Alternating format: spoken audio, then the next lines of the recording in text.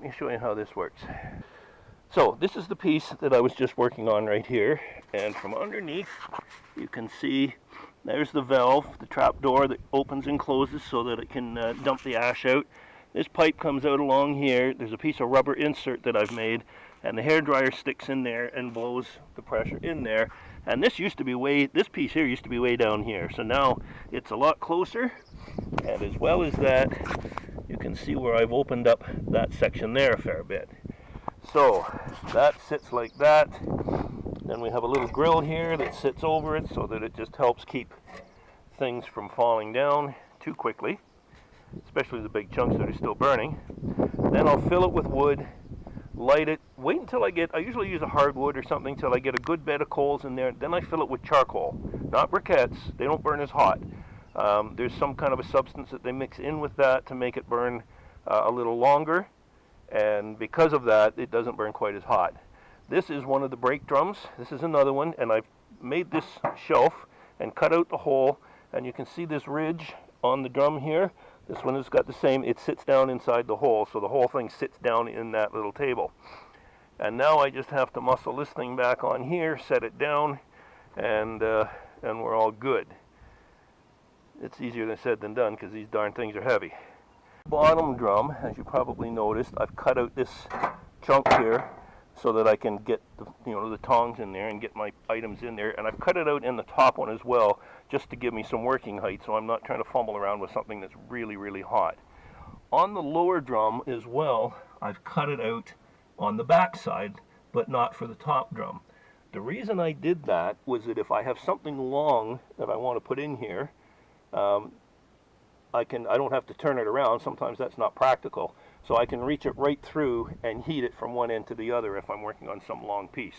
And that's ready to go. So all I've got to do is close that little trap door on the air duct at the bottom, fill it with wood, get it going, plug in my hair dryer, and I'm ready to forge.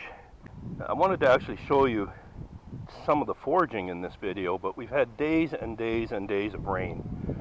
So that's not really an option. What I'm going to do is light the forge, and I've cut off, I'll show you the pieces I've cut off of that leaf spring, and I've ground them down a bit cleaner, and I'm going to put them in the fire. I'll light the forge and get them in the fire, and I'll let them start to anneal, and then I'll just let the annealing is where you get it super hot, up over 1,000 degrees, so it's red hot. But then instead of cooling it quickly, which tempers it, you just leave it in the fire and just let the fire burn down and go out and get it the next day. So it cools down very, very gradually, and that makes it quite soft. And then when I come back and reheat it to start forging it, it'll be a little easier to work with. Also, I found out in the bush this hook. Anybody who works with wood will realize that that's the hook that they use to hook onto the small pieces of wood and pick it up. And this is bent. As you can see, it's no longer a nice horseshoe shape, and this piece here should have been straight across and had a little wooden handle on it so that you could hold on to it, and you just hook your piece of wood and pick it up. And that was just laying out in the mud, out in the bush. Somebody lost it years and years ago. So I'm going to wire brush that all off and get it all cleaned up, and then I'm going to stick the handle portion of it in the forge. Probably not today, but maybe, and straighten that out as well, and then I can get a new piece. That's just a bolt. I don't think there used to be bolts. I might forge a piece for that just to keep it original, and get a wooden handle on it, and I've already got a couple, but never hurts to have another one, especially when you get it for nothing. So this is burning. We'll let that really get going, and then we'll hook up a fan. Actually, I'm using an old hair dryer that I got at the secondhand store for $2 or something. It's not really strong enough, but it's the only thing I've got. Also, I pick up old hammerheads and whatever. Now this is a good hammerhead. There's absolutely nothing wrong with it, and I could very easily rehandle it, but I've got several hammers. What I could do is cut the back off here a little bit and forge that together, and then beat this into a small hatchet shape, or forge it into an adze or something like that. Or maybe I'll just turn around and make another hammer out of it. We'll see. Now I have got a chimney on here, and it only goes up about the height of my head. And the reason I have that is just I don't want the flames and the smoke and whatever coming up right in my face when I'm reaching in here. So it doesn't really need the chimney in terms of a draft, but it's kind of nice to have it. Actually, there's a couple of coyote skulls back there. Probably not part of my forging process, but there they are. Just the way it goes around here.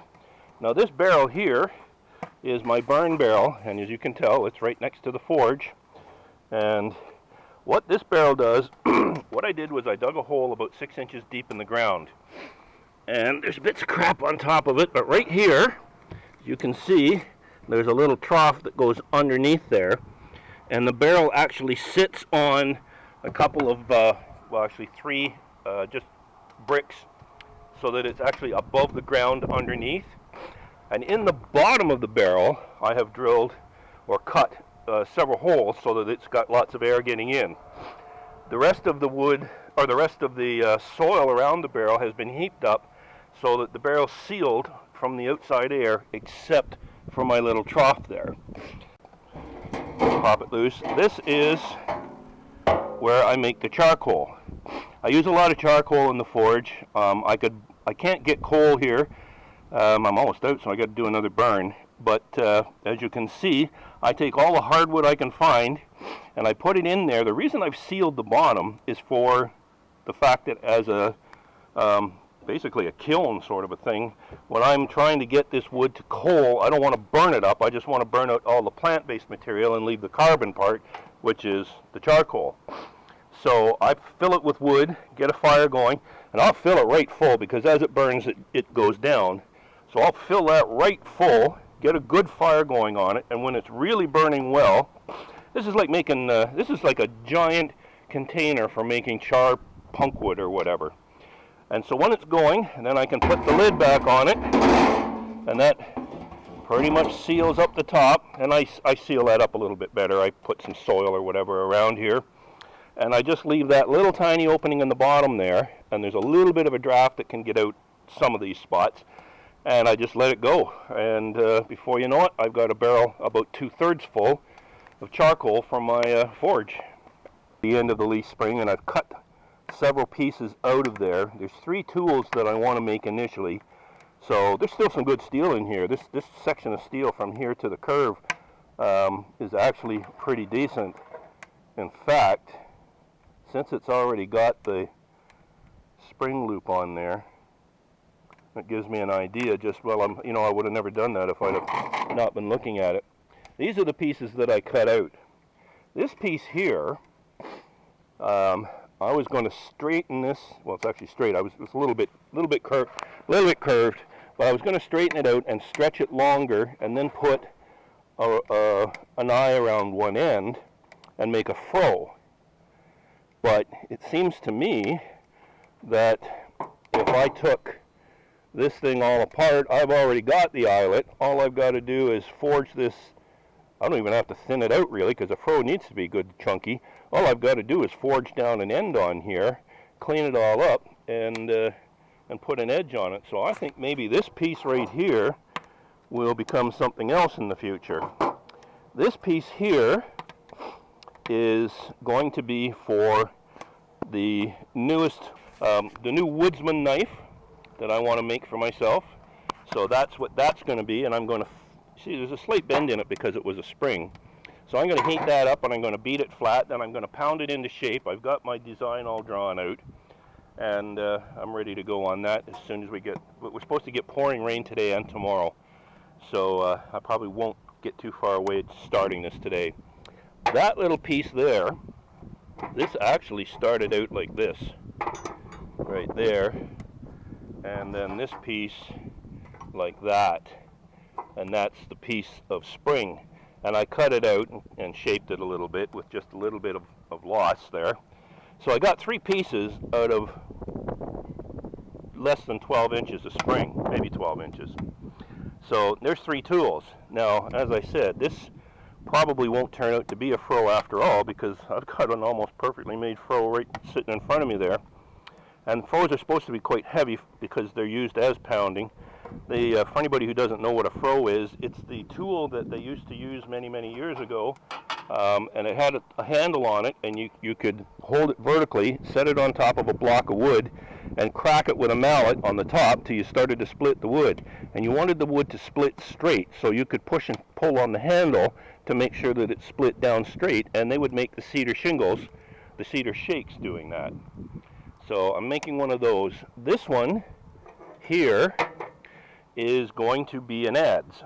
So this part here will be heated up and made into a point and stretched out perhaps to be 3 inches, 3.5 inches, something like that. This part here will be made wider and a little bit longer, and then I'm going to give a slight cup to it. So it's going to be, and then I'll have an adze to chop away at the wood with. So those are those projects. And as I said, I now have discovered this laying out in the actually my wife found it. But either way, it was laying out in the swamp. So now I've got that work to do. So I've had this hammer sitting here for a couple of years deciding what I was going to do with it. But now I'm making my adze out of this. I probably won't actually use the hammerhead. So I'm probably just going to clean it up and put a handle on it. I haven't put any I don't think I'm going to put charcoal in for this because I really only need to get one good heat on these pieces of steel. And then after that, I'm just going to let it go down to next to nothing. So I'm just going to keep burning some scrap wood on top. But I did bring out an old hairdryer, again, something that I picked up at one of the dollar stores, the half used and abused stores. And underneath this, I've made a pipe assembly. Now this undoes, and there's a trap there. I can swing it out of the way. That's just a little piece I welded on the side with a nut. So I can undo that, and I use that as a dump out for all the ashes and so on. This pipe here, as you can see, has a piece of an inner tube in it. This inner tube, you can see how thick that is. That's actually off of a great big, I guess a backhoe basically. So what happens is I can put the hairdryer in there like that, turn it on. Now I'm going to show you what happens when I turn it on, because it should really make a significant difference there. And this heat's really melting my head right now. Whoa! Now that's what happens when you fire up the forge. That generates a lot of heat, boy. These are just okay, let me shut that off for a minute. Whew! I can't talk over that. These are 2 brake drums. They're huge, and they're off. I can't remember if they're actually off the Kenworth truck or if they're off one of the big logging trailers that the truck pulls around. Doesn't matter. Anyways, they were 2 old drums. I've seen a lot of people just use one and leave it open, but I wanted to sort of retain some of the heat, and then this way it allows me to put this chimney on here, so that also I can keep some of that heat from right in my face. But you can see that thing cranks out a bucket load of heat. So I'm going to stack it up with a little bit more wood. Then I'm going to put my pieces of steel on top, and I'm going to turn that fan back on. And as you saw, it makes a heck of a difference. So let me get to that point here. What I'm going to do is, actually I'm going to turn this around. I want the thicker part where there's the most heat going on. So I'm going to tuck him right down in there, right like that. I want the whole thing to heat up as best it can. I'm going to want it sort of crossways like this. I don't have to worry about getting these back out if they fall down in there, because they're going to stay in there until that burns right out. And then there'll be just cold ash there tomorrow, and I'll come and get them then. So I'm just going to stack up a bit more wood. I'm going to use both hands for that. And when I'm ready, I'm going to turn that back on, and then we'll just watch everything start to glow. Now I'm just going to turn the fan on. And as you saw before, that's going to get... I'm going to just move my little door portion away here. So there's my fan down there, and I'm going to just turn that on. I'm going to do it from beside here, I think, because that really jets out quite a bit. So here we go.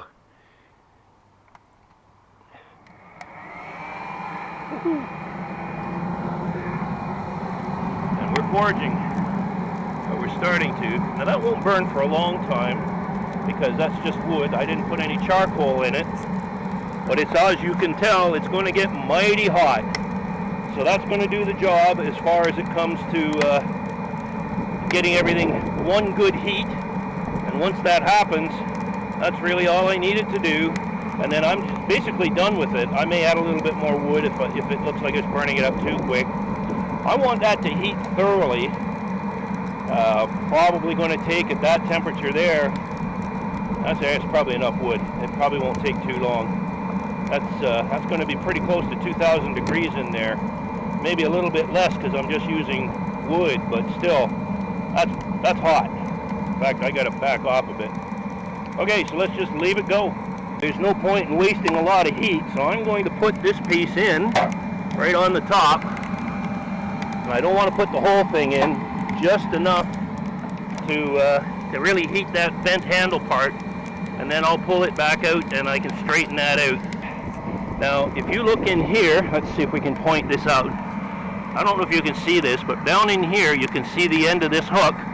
You'll see it right there, and that's the old bolt that was going across. That's definitely getting to be cherry red. So that's doing its job real well. We're getting him right where he needs to be, just like that. So he won't take too long. And I can probably bring him out and tack him back into place. The leaf spring, I'm pretty sure, out of a pickup truck. That's probably 3/8 or even 7/16 of an inch thick. That's heavy stuff. And for making a knife, you certainly don't want one that thick, or it'll be more of a long, skinny axe. So I don't want it that heavy. I would probably be better off, and what I'm going to do in the future is look for a few leaf springs out of an old trailer or something. Even smaller utility trailers. You're probably going to get 1/4 inch or even 5/16 inch thick on the springs on those. I don't need a spring that's like these truck springs are probably close to 4 feet long, but I'm not making any swords, so I don't need anything like that. So this is going to make a great froe though, because a froe needs to be a fairly heavy piece. So this will be awesome for that. It's already got the eye in it. That was a good thing I was making this video, because I chucked that back into the scrap pile for future reference, and there it was sitting right in front of me the whole time.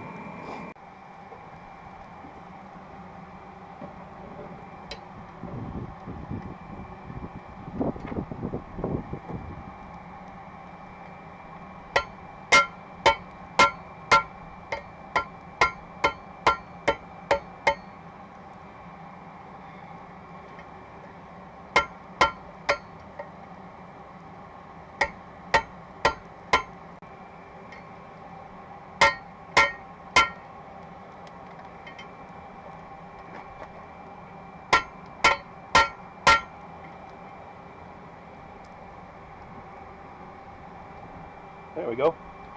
Now you can see how that was. Now I just straightened that back out to give me a rough idea of the width I wanted. I think I'm going to cut that off, and I've got real big hands, so for me to grab that, my hands are going to be tight inside there.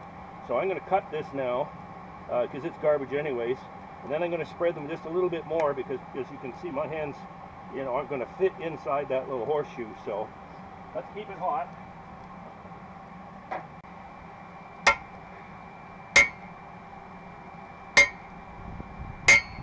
Woohoo! That wasn't too bad.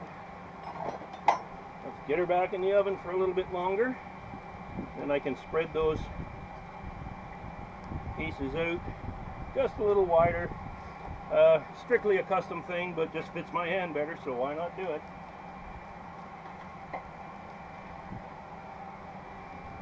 Now this piece here, I made this. This anvil actually is a piece of railroad iron, railroad tie.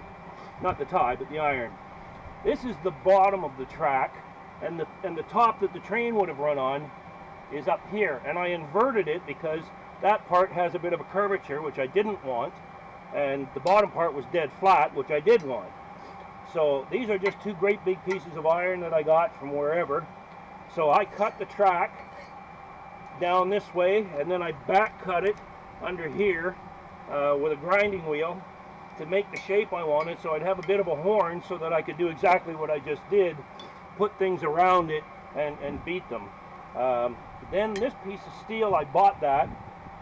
That's 1 inch thick by 6 inches by 12, I think, 6 by 12, or anyways. And I drilled a hole in here, and then I filed it to get it square.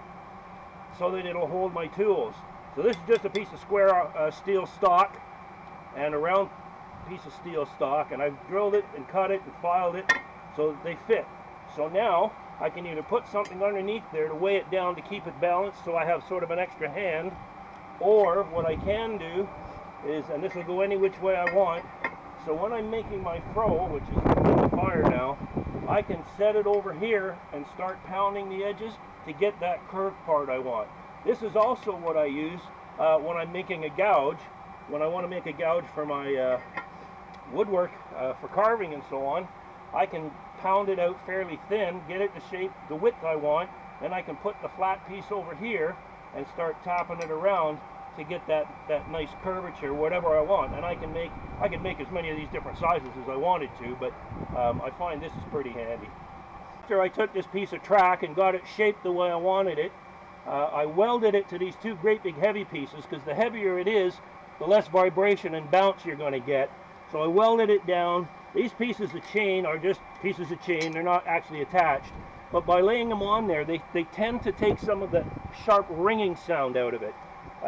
So I didn't really want that. And then I welded this piece on so that I'd have a really flat surface to work with. It was flat when I got it. You can see it's all dented now, but I can resurface that a little bit. But it's pretty good. Now with the handle, with the hammer here, when I made the hammer, I wanted an angle here so that when you're trying to widen things out, if you hit them with this, you just sort of squish them. But if you hit them with this edge, it tends to, because of the point, it tends to push the metal apart. So you can take a narrower piece and beat on it and beat it thinner and wider by using that piece there. Or longer, you can take it lengthwise and do it this way. What I also did, I drilled a hole, I got resin in there, I drilled a hole in the handle here, and then I cut down into it. And I drilled the hole so that the cut wouldn't split all the way down. So that's my stop point. And that cut goes all the way up to the top, this way, and then I cut another direction across here so I could put the crossed wedge in it. The reason that slits in there is because it actually, there's no vibration. That, for whatever reason, that helps take out the vibration in the hammer, so that if you're hammering for, a couple hours, that gets to be a real burn on your hand just from the vibration. And I don't have that problem because of that slit. So let's get this out before it falls in so far we can't reach it. And we'll make it a little bit wider while we can. I'll move it up a bit. That's moving it up a little bit. We'll move it up a bit more. That's good. I'll make it even on the other side so that it's got some sense of balance.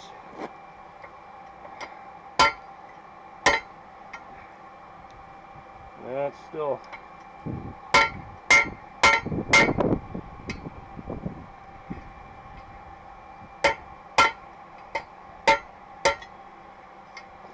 that's better. So if you can see that that's reasonably balanced going either way. Now because, I'm going to just actually bend that down just a bit, because then there, let's see if we can get in there this way. I want the holes to be sort of, I don't want them sort of, slung off to the side.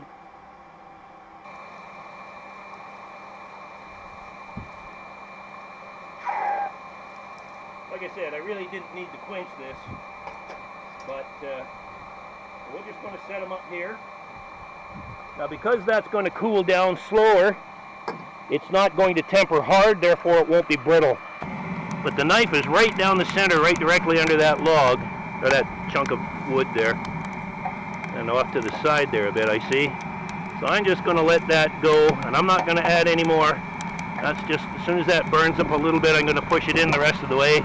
It's just a fraction too long, and then I'm going to, once that gets down to just a bed of coals, I'm going to turn the, I'm going to turn the fan down. That's a 2-speed blower. So let's turn it down 1 notch. That's still going to burn a lot of heat. Now that's done. It's going to last a little bit longer. Once that gets down to a bit, just the last little bit of coals like on the side there, I'm just going to shut that off and let it go. That anvil probably weighs over 100 pounds. and that's not even including the weight of that chain, which is a hunk of chain.